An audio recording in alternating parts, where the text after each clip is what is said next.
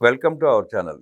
2 మాసాల ముందు అమరావతిలో క్వాంటమ్ వ్యాలీ, రేపు విశాఖపట్నంలో గూగుల్ డేటా సెంటర్కి శంకుస్థాపన. గూగుల్ డేటా సెంటర్తో అనేక కంపెనీలు కూడా వచ్చే అవకాశం ఉందంటూ ప్రచారం జరుగుతూ ఉంది. ఇంకో పక్క వైఎస్ఆర్ కాంగ్రెస్ పార్టీ ఈ ఘనత మాదే, మేమే తీసుకొచ్చామని చెప్తూ ప్రచారం చేస్తూ ఉంది. 20 మాసాలుగా చంద్రబాబు నాయుడు గారు, లోకేష్ గారు తీసుకొచ్చిన కంపెనీలన్నీ మా వల్లే వచ్చినాయి అంటూ జగన్ రెడ్డికి వంతపాటుతూ సాక్షిలో కథనాలు. వాస్తవ పరిస్థితులు ఏంటి? గూగుల్ డేటా వల్ల యువతకు వచ్చే ఉద్యోగాలు ఎన్ని? రాష్ట్ర భవిష్యత్తు మారే పరిస్థితి ఉందా? విశాఖపట్నానికి తరలి వస్తున్న సంస్థల గురించి మరిన్ని విశేషాలు తెలుసుకునే ప్రయత్నం చేద్దాం. విశ్లేషించడానికి మనతో పాటు ఉన్నారు సీనియర్ జర్నలిస్ట్ డివి శ్రీనివాస్ గారు. వారిని మరిన్ని విశేషాలు తెలుసుకుందాం. నమస్తే సార్. నమస్తే సార్, ఆ మధ్య అమరావతిలో క్వాంటమ్ వ్యాలీ శంకుస్థాపన జరిగింది. రేపు గూగుల్ డేటా సెంటర్కి చంద్రబాబు గారు శంకుస్థాపన చేస్తున్నారు. గూగుల్ డేటా వల్ల ఉత్తరాంధ్ర, విశాఖపట్నానికి ఎంతవరకు లబ్ధి కలిగే అవకాశం ఉంది? రాష్ట్రానికి ఉపయోగం ఏంటి? అలాగే క్రెడిట్ చోరీ అంటూ వైఎస్ఆర్ కాంగ్రెస్ పార్టీ చేస్తున్న విష ప్రచారం, ఈ క్రెడిట్ ఎవరికి దక్కే అవకాశం ఉంది? ఈ క్రెడిట్ ఎవరిది? ఎట్లా చూస్తారు, ఎట్లా విశ్లేషిస్తారు? గూగుల్ డేటా సెంటర్కి శంకుస్థాపన దగ్గర 600 ఎకరాల్లో ముఖ్యమంత్రి చంద్రబాబు ఆధ్వర్యంలో జరుగుతున్నటువంటి శంకుస్థాపన అసలు అది దేశానికే ఒక గేమ్ చేంజర్గా. ఇది 138,000 కోట్లతో వాళ్ళు చేస్తున్నటువంటి గూగుల్ డేటా సెంటర్, దాంతోపాటుగా ఇంకా అనేక డేటా సెంటర్లు వస్తున్నాయి. దాన్ని చూసి రిలయన్స్ బ్రూక్ఫీల్డ్ డేటా సెంటర్, ఇది 1.5 గిగావాట్స్ అయితే అది 1 గిగావాట్, అంటే 138,000 కోట్ల పెట్టుబడి. ఆ తర్వాత పై డేటా సెంటర్, ఆ తర్వాత సిఫీ టెక్నాలజీస్, దగ్గర ఒక 6 గిగావాట్లతో ఇక్కడ డేటా సెంటర్లు ఏర్పాటు అవుతున్న తీరు ఏపీలోనే, విశాఖ సరౌండింగ్స్లోనే విశాఖలో 6 లక్షల కోట్ల పెట్టుబడులు. దీని ద్వారా అంటే 6 లక్షల మందికి ప్రత్యక్ష ఉపాధి ఒక రకంగా చూడాలంటే. అంటే గూగుల్ డేటా సెంటర్ వల్లే 180,000 ఉద్యోగాలు అంటున్నారు ఒక్క గూగుల్ డేటాతో భవిష్యత్తులో.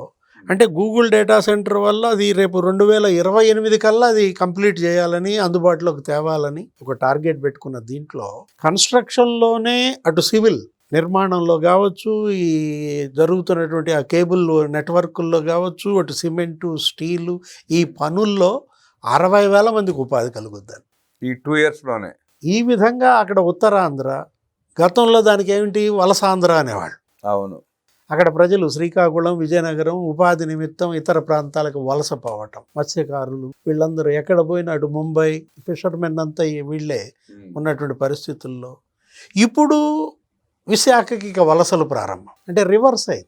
అక్కడి నుంచి వలసలు బయటికి వెళ్ళటం కాదు, బయట నుంచి ఇప్పుడు ఉత్తరాంధ్రకి వలసలు పెరగటం. గతంలో హైదరాబాద్ని పూర్ మ్యాన్స్ అమెరికా అనేవాళ్ళం. అంటే అక్కడ దొరికే జాబ్ ఆపర్చునిటీస్, అమెరికా పోవటం ఎలాగైతే ఉద్యోగాల కోసమో అట్లా హైదరాబాద్కి తరలి వచ్చిన పరిస్థితి. అవును, అంటే 10 లక్షల ఉద్యోగాలు ఒక హైదరాబాద్లోనే ఐటీ రంగంలోనే ఉన్నాయి. ఏడాదికి 50,000 పెరుగుతూ వస్తున్నాయి. 3 లక్షల కోట్ల ఐటీ ఉత్పత్తులు ఎక్స్పోర్ట్ అవుతున్నాయి. ఏది ఒక సంవత్సరానికే నీకు 3 లక్షల కోట్ల రూపాయలు ఐటీ ఎక్స్పోర్ట్స్ జరుగుతున్న దీంట్లో అదొక గ్రోత్ ఇంజన్ అయిపోయింది. హైదరాబాద్, తెలంగాణకు అదే గ్రోత్ ఇంజన్. అట్లాంటిది ఇప్పుడు ఆంధ్రప్రదేశ్ విభజిత రాష్ట్రానికి 3 growth engine. Visakhapatnam growth engine, Amaravati ఒక గ్రోత్ ఇంజన్, నెక్స్ట్ తిరుపతి ఒక గ్రోత్ ఇంజన్గా 1,00,000 కోట్ల రాబడి ఒక హైదరాబాద్ నుంచే వస్తుంది సంవత్సరానికి తెలంగాణకు. ఇట్లా ఈ 3 విశాఖ, అమరావతి, తిరుపతి నుంచి 3 లక్షల కోట్ల రాబడి రావాలి భవిష్యత్తులో. ఏది ఒక జనరేషన్, ఒక 20 ఏళ్లకో 30 ఏళ్లకో, అప్పుడు ఇక ఆంధ్రప్రదేశ్ అనేది ఈ దేశంలోనే ఒక సంపన్న రాష్ట్రంగా దానికి వేస్తున్నటువంటి పునాదులు.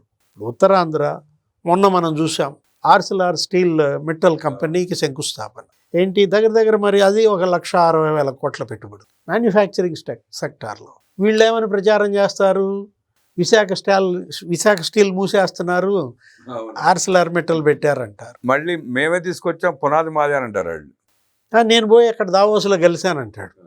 ఇప్పుడు నువ్వు కలిశానంటావు, మరి నీ హయాంలో ఎందుకని ఫౌండేషన్ ఆన్సలేకపోయావు? విశాఖ స్టీల్ ప్లాంట్ మూసేటట్టయితే 14,000 కోట్లు కేంద్రం ఎందుకు ఇస్తుంది? లాభాల్లోకి ఎందుకు తెస్తుంది? లాస్ట్ ఇయర్ ఇప్పుడు విశాఖపట్నానికి ఎంత లాభం వచ్చింది? 54 కోట్లు లాభం వచ్చింది తొలి ఏడాది. నీకు నష్టాల్లో నువ్వు విశాఖ స్టీల్ని దివాళా తీయించావు. 3 ఫర్నేసులు మూయించేసావు. వాళ్ళు 1,400 రోజులు వాళ్ళు కార్మికులు రోడ్డెక్కి ఆందోళన చేసిన కనీసం ఒక్కరోజు నువ్వు అక్కడికి వెళ్ళా జగన్మోహన్ రెడ్డి. అంటే ఎవరిది ఏది క్రెడిట్ అని ఇప్పుడు మళ్ళీ ఈ గూగుల్ కూడా నాదే క్రెడిట్, నేనే తీసుకొచ్చాను, ఆ రోజు ఆదానితో ఒప్పందం చేసుకున్నాను, కాదు ముసుగేసి ఆదాని పేరు బయట పెట్టకుండా గూగుల్ అంటున్నారు, నాటకాలు ఆడుతున్నారు అంటున్నాడు. ఆ మాట ఆదాని చెప్పాడా? ఈ సాక్షి చెబుతుంది. ఆ మాట ఆదానితో చెప్పించండి. నువ్వెవరు చెప్పటానికి? నీ మాట ఎవరు నమ్ముతారు? నీదంతా దొంగ సాక్షే కదా, నీదంతా అబద్ధాలే కదా. నువ్వే తెస్తే సుందర్ పిచాయ్ నువ్వు సీఎంగా ఉన్నప్పుడు ఎందుకని మాట్లాడలా? ఇప్పుడు సుందర్ పిచాయ్ సుందర విశాఖలో గూగుల్ డేటా సెంటర్ పెడుతున్నాం అని ఆయన కాన్ఫరెన్స్లో ఎందుకు చెప్పాడు? ఎప్పుడు చెప్పాడు? ఎవరిదా క్రెడిట్? మనం అంటాం అదే. ఇప్పుడు ఒకటి సరే, అదానీ డేటా సెంటర్ నువ్వు తెచ్చావు అనుకుంటే, నీకన్నా ముందు అదానీ డేటా సెంటర్ చంద్రబాబు శంకుస్థాపన చేశాడు 70,000 కోట్లు. అప్పుడు నువ్వు దాన్ని ఏం చేసావు? 30,000 కోట్లకి తగ్గించావు. అది నీ వల్ల చాలా శంకుస్థాపన కూడా చేయలేదు కదా సార్, కుదించిన శంకుస్థాపన కూడా చేయలేదుగా. ఇక ఏదో చెల్లికి మళ్ళీ పెళ్ళి అని చెప్పి అన్నీ చేస్తుంటాడు, ఏది ఎలక్షన్కి ముందు. ఇవాళ ఏంటి, నువ్వు తెచ్చావు. ఇప్పుడు ఒకటి నువ్వే తెచ్చావు అనుకుందాం, మరి దాన్ని గోడౌన్ అని ఎందుకన్నా? గుడివాడ అమర్నాథ్ ఈ బ్యాచ్ అంతా ఏమన్నారు? గూగుల్ డేటా సెంటర్ అంటే అదొక గోడౌను, అక్కడ వచ్చే ఉద్యోగాలు 4 సెక్యూరిటీ గార్డులు అన్నారు. మళ్ళీ గూగుల్ డేటా మేమే తీసుకొచ్చామంటారు. మళ్ళీ ఈరోజు సాక్షిలో వార్త ఏమో రైతులంతా ఇబ్బంది పడుతున్నారు, ఏడుస్తున్నారు, భూములు బలవంతంగా లాక్కున్నారు, రైతులు పొట్టగొడతారని చెప్పి మళ్ళీ ఒక ప్రచారం మొదలుపెట్టాడు. నువ్వే కదా ఆ రైతులను రెచ్చగొట్టి వాళ్ళతో కేసులు వేపిస్తోంది. నువ్వు అక్కడ భోగాపురం చుట్టూతా నీ హయాంలో భూములు కబ్జా చేసిన జవహర్ రెడ్డి, ఆయన బినామీలు వాళ్ళే కదా రైతులను రెచ్చగొట్టి భూములు ఇవ్వద్దు అన్నది. ఆ తర్వాత కదా అక్కడ తెలుగుదేశం ఎమ్మెల్యేలు వెళ్ళి వాళ్ళకి నచ్చజెప్పి భూములు ఇప్పించింది. ఇక్కడ ఇవాళ ఏది క్రెడిట్ అంటే చెప్తున్నా, ఏది వచ్చే పెట్టుబడులను అడ్డుకునేది నీ క్రెడిట్, కంపెనీలను భయపెట్టడం నీ క్రెడిట్. ట్రాన్స్పోర్ట్ కావాలి, క్యాంటీన్లు కావాలి, వాటా ఇస్తావా చస్తావా, పాయింట్ బ్లాంక్లో బెదిరించడం కదా నీ క్రెడిట్. సజ్జల రామకృష్ణారెడ్డే చెప్పాడు, మేమే తరిమేశాం అమర్ రాజానని. అది కదా మీ క్రెడిట్. ఈ క్రెడిట్ ఎవరైనా చోరీ చేయగలరా? జగన్మోహన్ రెడ్డి క్రెడిట్ చోరీ. రెన్యూ పవర్ అది కూడా అదే, మొన్న శంకుస్థాపన చేశారు. 82,000 కోట్లతో రెన్యూ పవర్, రెన్యూవబుల్ ఎనర్జీ. ఇవాళ 6,000 కోట్లతో మొన్న ఆయన చంద్రబాబు శంకుస్థాపన చేశారు. అది నాదే క్రెడిట్ అంటాడు. అవును, నీ క్రెడిట్ అయితే రెన్యూ పవర్ ఎండి సుమన్ సిన్హా మొన్న విశాఖ సమ్మిట్లో ఏమన్నాడు? 6 ఏళ్ల తర్వాత మళ్ళీ ఆంధ్రప్రదేశ్లో అడుగు పెడుతున్నాం అంటే, పారిశ్రామికవేత్తలు 6 ఏళ్ల తర్వాత అడుగు పెడుతున్నాం అంటున్నారంటే అది కదా నీ క్రెడిట్. ఎంత భయపెట్టావు, ఎంత బెదరగొట్టావు, అంటే పారిపోయేలా చేసావు నువ్వు. సార్ పారిపోవడం అంటే ప్రతి కంపెనీలో 20% షేర్ అడగటం మూలంగా పారిపోయారా, లేదంటే వాళ్ళు కావాలని ఇబ్బంది పెట్టాడా సార్? నరకం చూపించాడు. ఏది 20%తో సాటిస్ఫై అయితే ఇంకే. ఇప్పుడు లిక్కర్ మీకు తెలుసు కదా, డిస్టిలరీలు 12% ఇవ్వమన్నారు, ఓకే అని ఇచ్చారు. 20% అన్నారు, ఓకే అని ఇచ్చారు. ఆ తాజ్లోనే సిండికేట్ వీళ్ళందరితో మీటింగ్, సజ్జల శ్రీధర్ రెడ్డి ఇప్పించారు. తీరిందా నీ దాహం? 12%కి తీరలా, 20%కి తీరలా, మొత్తం కబ్జా చేసి పారేసాం. 100% చేశాడు దాన్ని. అదే జరుగుద్దని కదా వీళ్ళు భయపడేది కూడా. ఇవాళ పారిశ్రామికవేత్తలంతా ఆంధ్రప్రదేశ్ అంటే పరారైన క్రెడిట్ నీది. ఇప్పుడు ప్రధాని మోడీ 4 సార్లు వచ్చాడు ఈ రాష్ట్రానికి, 3 చోట్ల శంకుస్థాపనలు, భూమి పూజలు చేశాడు. విశాఖపట్నం, లేకపోతే అమరావతి, కర్నూలు, 3 లక్షల కోట్లు. ఎవరిది క్రెడిట్? చంద్రబాబుది. నాదేనంటాడు జగన్మోహన్ రెడ్డి. నాదేనంటాడు. ఇప్పుడు ఇవాళ ఎన్టీపీసీ గ్రీన్ హైడ్రోజన్ హబ్ నాదేనని చెప్తున్నాడు. అంటే ఒకటి, ఇక్కడ నీ హయాంలో ఆంధ్రప్రదేశ్ పూర్తిగా డ్యామేజ్, అది నీ క్రెడిట్. ఇవాళ బ్రహ్మాండంగా ఇమేజ్ మళ్ళీ బిల్డప్ అవ్వటం కాదు. నేను అంటోంది అదే. అటు రాయలసీమ, తిరుపతి, ఇవాళ 10 ఫోన్లు తయారైతే మొబైల్ ఫోన్లు 5 అక్కడే. మరీ దారుణంగా రైల్వే జోన్ కూడా క్రెడిట్ నాదేని అంటున్నాడండి. రైల్వే జోన్ ఏంటి, భోగాపురం నీదే క్రెడిట్ అంటావు. పోలవరం ముంచిన క్రెడిట్ కూడా నీదే. ఇప్పుడు భోగాపురం వచ్చే నెలలో ప్రారంభోత్సవం, ప్రధాని మోడీని అడిగినట్టున్నారు అపాయింట్మెంట్. నీ హయాంలో పనులు ఎలా జరిగాయి, ఇప్పుడు ఈ 2 ఏళ్లలో రామ్మోహన్ నాయుడు అక్కడ పరుగులు ఎలా దించాడు. భోగాపురం పేరబెట్టాడు, కనీసం నిధులు తెచ్చుకోలేకపోయాడు కేంద్రం నుంచి. ఇప్పుడు కేంద్రం నిధులు ఎలా ఇస్తోంది మనం చూసాం. రాజధానికే మరి గ్యారంటీ ఉండి అమరావతి నిర్మాణంలో 63,000 కోట్ల పనులు అక్కడ దొరుకుతున్నాయి. ఎందుకని చేయలేకపోయావు? పైగా అసలు ఎర్ర బస్సు రాని ఊరికి ఏరు బస్సు ఎందుకంటే ఎగతాళి చేశాడు ఆ ప్రాంతాన్ని. ఇవాళ భోగాపురం ఎయిర్పోర్ట్ నాదే క్రెడిట్ అంటాడు. ఈరోజు ఉత్తరాంధ్ర నేను అంటోంది అదే, ఏది అసలు మొత్తం దేశం అంతా ఇవాళ ఉత్తరాంధ్రకు వలస వచ్చేటట్టుగా ఉన్నారు. జరుగుతున్నటువంటి పెట్టుబడులు, చేస్తున్నటువంటి అభివృద్ధి చూస్తే అక్కడ ఇంటర్నేషనల్ ఎయిర్పోర్ట్ వచ్చే నెలలో ప్రారంభం.